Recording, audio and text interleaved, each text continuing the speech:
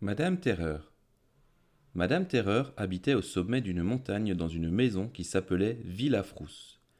Dès qu'il faisait noir, elle quittait sa maison et descendait dans la vallée en veillant à ce que personne ne la voie. Et là, elle attendait calmement que quelqu'un vienne.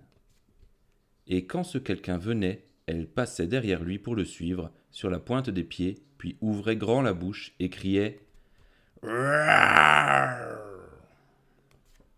Et tu sais pourquoi Madame Terreur faisait ça? Pour s'amuser. Tu vois, elle adorait faire peur aux gens, et elle le faisait très bien. Elle les faisait sursauter de peur. Bouh! Elle semait la terreur. Grrr.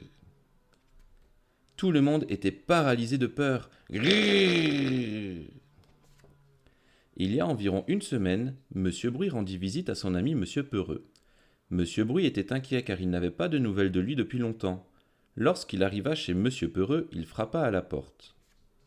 La porte s'ouvrit étrangement toute seule. Bonjour, dit Monsieur Bruit aussi doucement que possible, bien que pour nous, il parla toujours très fort. Il entendit un claquement venant de la chambre. Monsieur Bruit trouva Monsieur Peureux caché sous son lit, claquant des dents. Qu'est-ce qui vous demande Monsieur Bruit, puis reprenant doucement. Qu'est-ce qui vous arrive, Monsieur Peureux?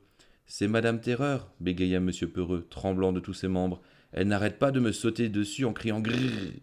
Monsieur Bruit lui prépara une tasse de thé, le calma et lui expliqua ce qu'ils allaient faire. À la nuit tombante, ils se cachèrent derrière un buisson sur le bord du chemin qui menait à la maison de Madame Terreur.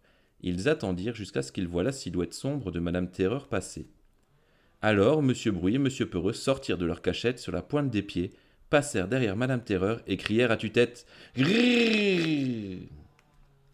Quand Monsieur Bruit crie à tue-tête, c'est vraiment très fort, si fort que Madame Terreur sauta aussi haut que les arbres, et lorsqu'elle fut redescendue, elle prit ses jambes à son cou.